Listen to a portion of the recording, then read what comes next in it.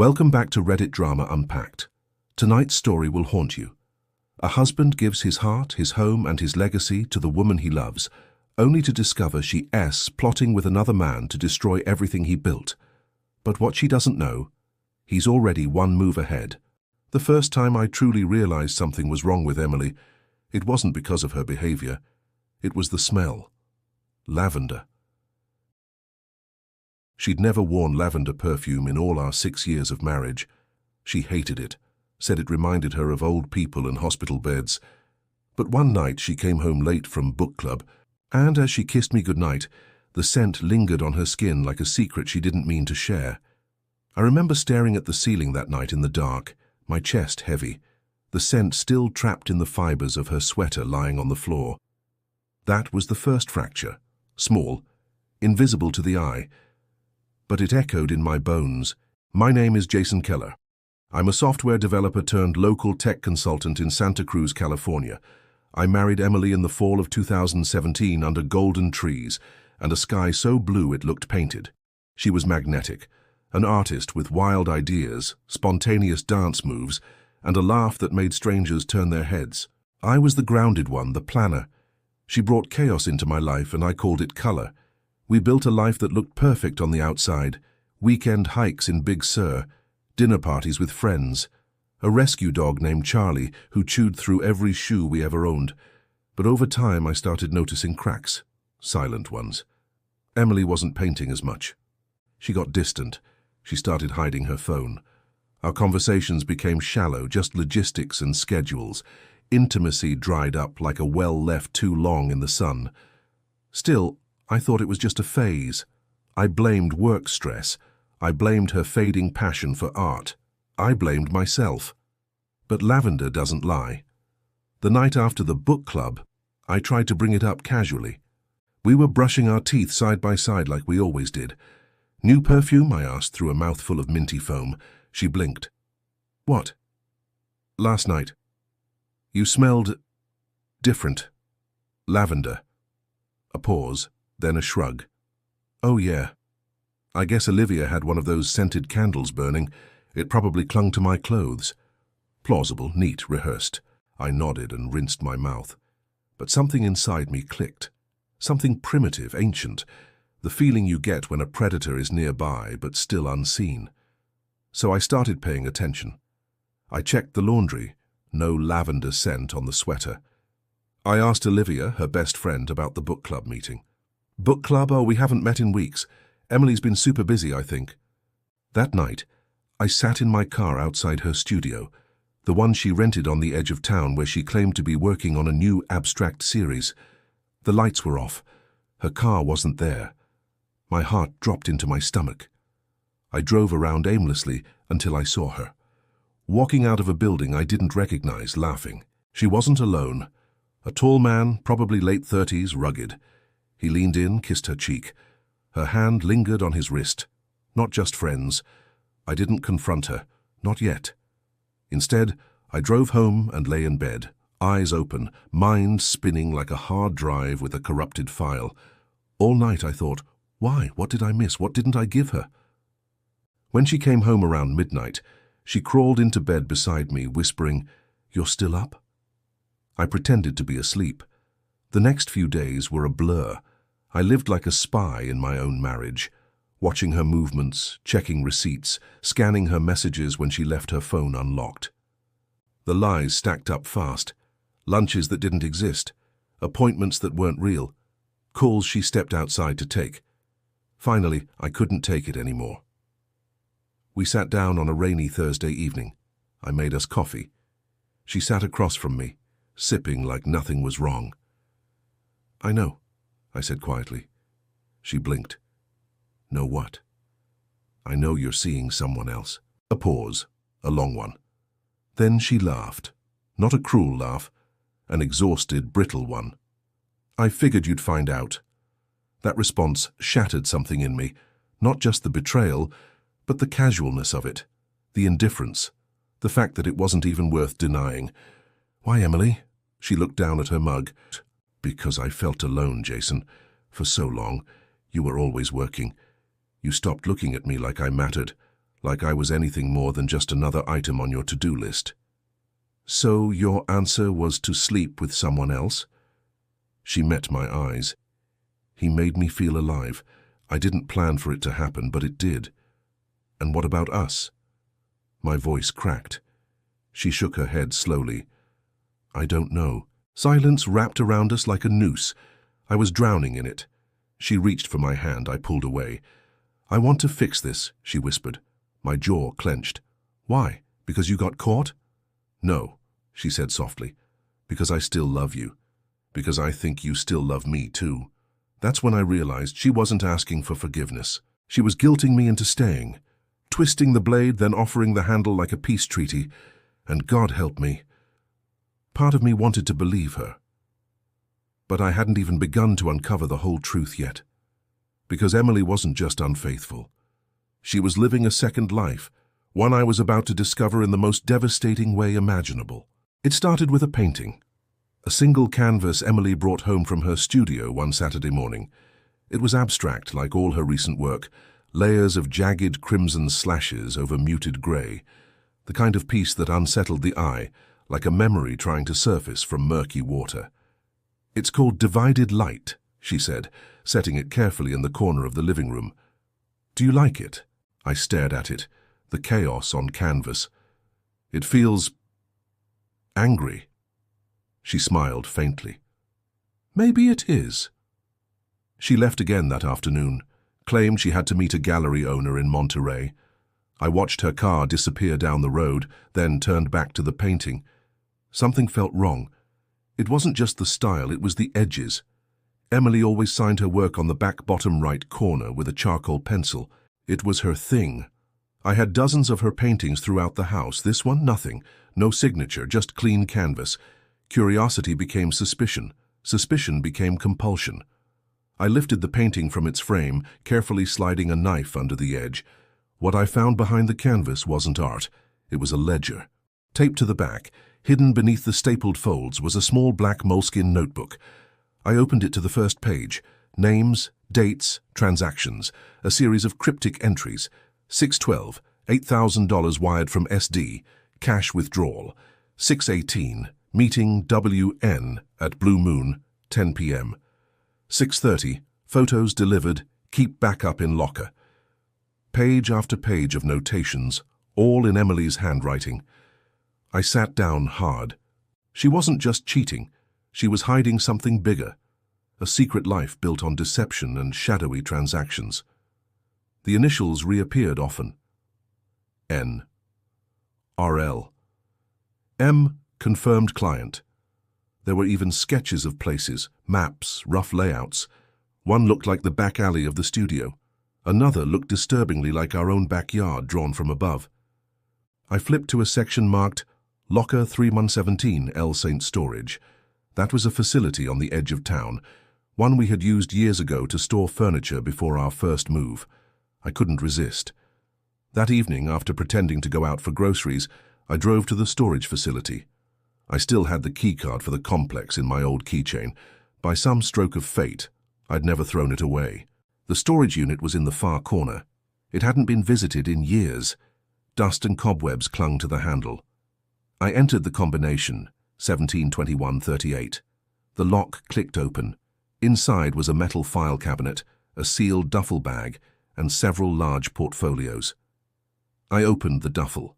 Stacks of cash, at least $40,000 in rubber-banded bundles. The portfolios were filled not with art, but with photographs of me. Entering my office, sitting at cafes, talking to clients. Some zoomed in, clearly taken with a telephoto lens. The dates ranged back over a year. I felt cold wash over me. I opened the file cabinet. Inside were documents, copies of my emails, bank statements, even the draft of a project I'd been working on in strict confidentiality for a major tech client. Someone had been surveilling me, documenting my work, tracking my movements, and somehow Emily had access to all of it. For a second, my mind tried to reject the conclusion. Maybe someone was using her. Maybe she didn't know. Maybe... Then I found the voice recorder, a tiny digital device tucked into the folder labeled KJR. I pressed play. Her voice filled the space, clear and unmistakable. Jason thinks I'm still working on the Monterey Commission. He has no idea about the transfer yet, but once it goes through, the account will be untraceable. RL says we'll be clear to leave the country in a week. My legs nearly gave out. I stumbled back, bracing against the wall. The recorder was still playing, her voice soft but cold. Sometimes I think he suspects, but he wants to believe too badly. He still thinks love is enough. The next morning I didn't confront her. I didn't scream or throw the recorder at her feet. I smiled. I kissed her forehead. I asked about her gallery meeting and whether the Monterey trip had gone well. She lied, of course. Every word out of her mouth was a thread in the web she thought I hadn't yet seen. I needed time. Time to trace the money, time to figure out who RL was, time to understand how deep the betrayal went. But most of all, I needed a plan. Because now it wasn't just about heartbreak, it was war. The name RL haunted my thoughts for days. Every time I glanced at the photos of myself, the money in the duffel, or the meticulous notes in Emily's ledger, one question consumed me. Who the hell was RL? I combed through her call logs, message threads, and deleted emails. Most of her communication with him was done through an encrypted messaging app, one she had hidden under the guise of a photo editing tool. But once I cracked it, I found hundreds of messages, most with timestamps late at night or during her gallery meetings. And then I found it, an image attachment buried deep in a thread. It was a candid photo of Emily and a man in a leather jacket, sitting on the hood of a black Dodge Charger, parked in a dark lot near the ocean. His face was half-turned, but the angle gave just enough. I ran it through facial recognition software I had access to from my consulting work. It took 3 minutes. Age 43, former private security contractor, discharged for misconduct in 2017, currently runs a discreet recovery firm out of San Jose. Known alias RL. There he was, a man who used to operate in war zones, now operating in the shadows of suburban betrayals. I dug deeper, found a paper trail that connected Reed to several high-profile divorces where hidden assets had mysteriously disappeared, and one spouse ended up with nothing. It all fit. Emily wasn't just cheating, she was preparing to erase me. If the plan worked, I'd be left broke, reputation ruined, my confidential project leaked, my career in ruins. And she'd walk away with the cash, the leverage, and RL. I needed to stop them. But more than that, I wanted them to know I saw them, and that I wasn't done yet. So I made my first move. Using one of my business connections, I hired a private investigator, Aubrey Sinclair. Former journalist, now an intelligence consultant with a knack for exposing dirty secrets. Within 48 hours, she had a full report on RL's activities. He's careful, she told me, laying out photos and surveillance shots in my office. Moves like a pro, changes cars, uses burner phones, but he's not infallible. She handed me a photo that made my skin crawl. In a hotel room lobby, mid-embrace. Her hand was on his chest, his mouth just inches from hers. The timestamp was from 3 nights ago, the same night she told me she was staying at Olivia S. due to a migraine. It was the final nail in the coffin. I wasn't dealing with some misguided emotional affair. I was dealing with a strategic takedown.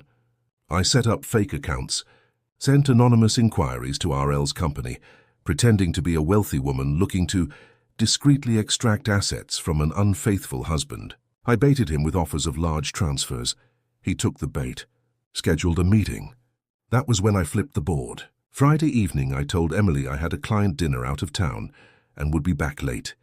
She kissed me goodbye and wished me luck. I smiled, told her not to wait up. I watched from my car as she dimmed the house lights and left half an hour later, dressed in black, carrying a small bag. She wasn't heading to the gallery or Olivia's. She was meeting him. Meanwhile, I drove to the meeting location I'd arranged with RL, under the pseudonym Ms. Dalton.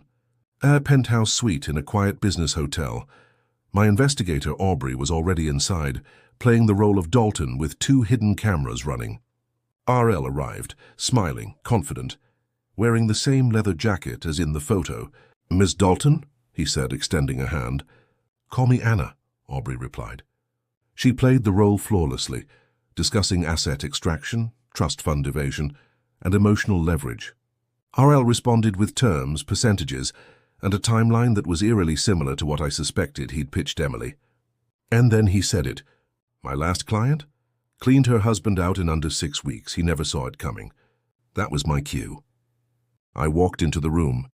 He turned, startled, then stood up fast. You, he said. Me, I replied calmly. Aubrey stepped back, keeping the camera rolling. I know everything, Reed. The surveillance, the storage unit, the offshore transfers. You've made a career out of destroying people for profit. He clenched his jaw. You set me up. No, I said. You set yourself up when you came after me. I slid a folder across the table. Inside, evidence, financial records, photos, audio clips. He didn't even open it.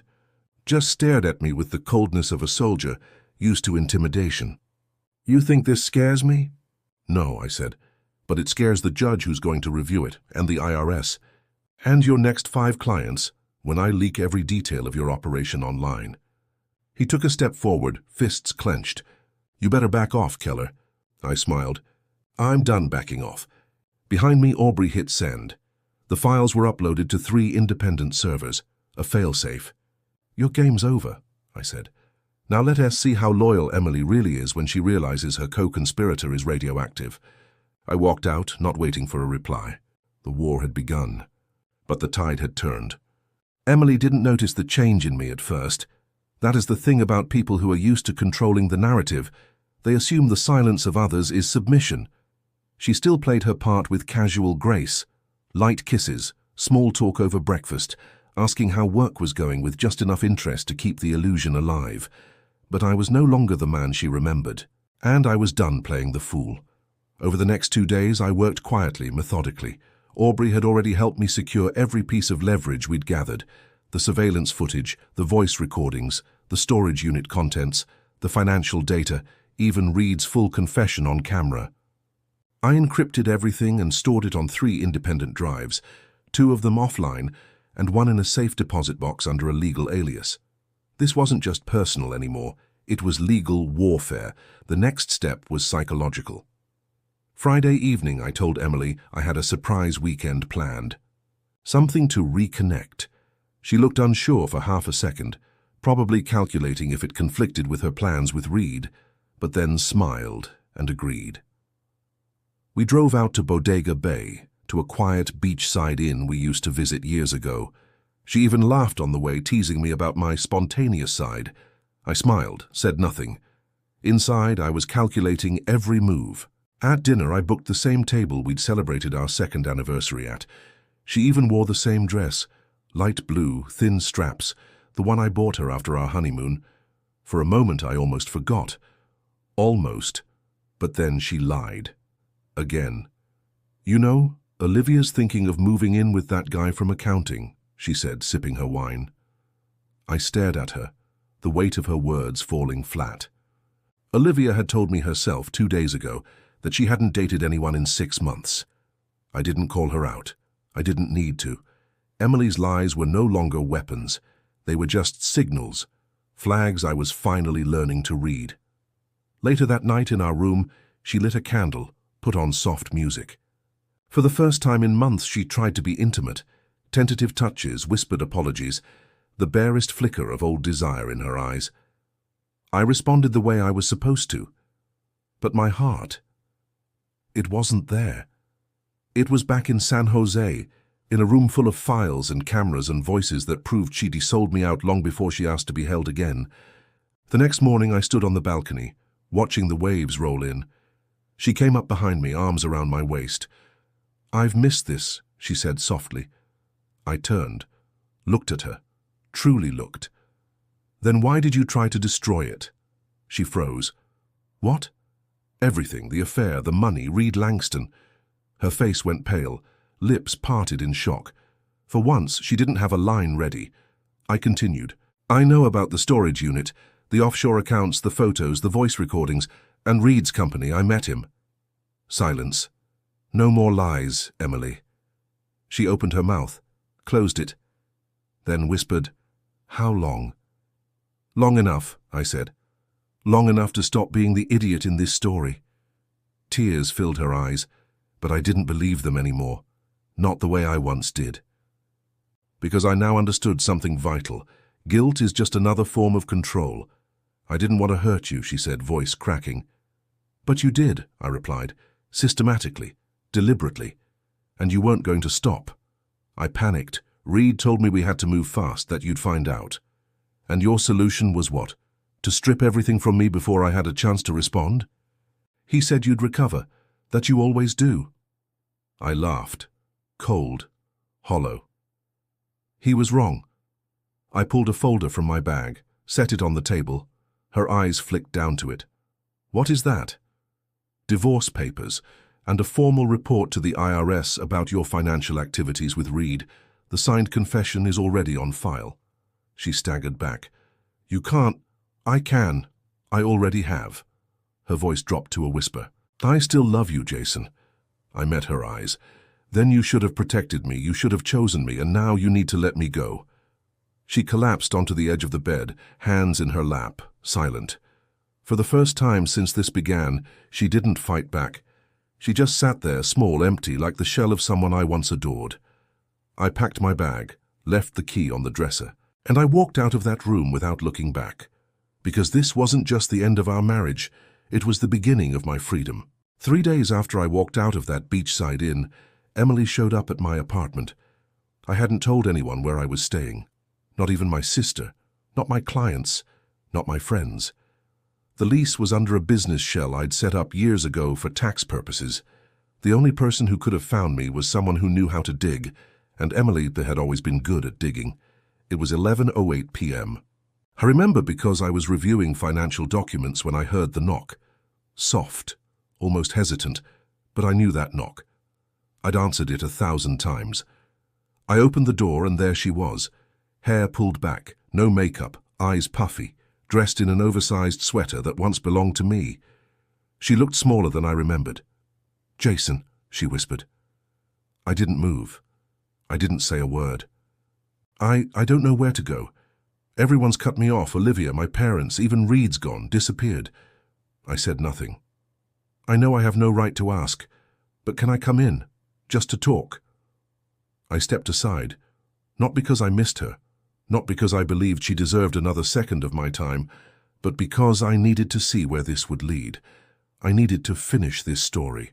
She sat on the edge of my couch, fingers twisted in her lap, eyes darting around like a cornered animal. I signed the divorce papers, she said finally. I nodded. I know. My lawyer sent them back this morning. She blinked fast, surprised I already knew. As if she thought this moment might be a reveal, a turning point. It wasn't. I wanted to say goodbye, she murmured. I stayed silent. I've spent the last 3 days reliving everything, every moment, every lie, every time I chose someone else, something else, over you. And for what? Reed's gone, the money's gone, and now... She looked up. Now I'm nothing. And there it was, not remorse, not redemption, but despair at the collapse of her plans. I built everything we had, I said quietly. Every brick, every deal, every hour sacrificed. I brought it home, placed it at your feet and said, let's build this life together. She flinched, and you used it like a ladder to climb out, then tried to kick it down once you were done. Tears streamed down her face, but I no longer trusted them. I don't expect forgiveness, she said, but I wanted you to know I see it now. Everything I destroyed. You're not here for forgiveness, I replied. You're here for closure, and maybe for someone to make you feel human again. Her shoulders shook. You were always better than me, she whispered. No, I said. I was just more consistent.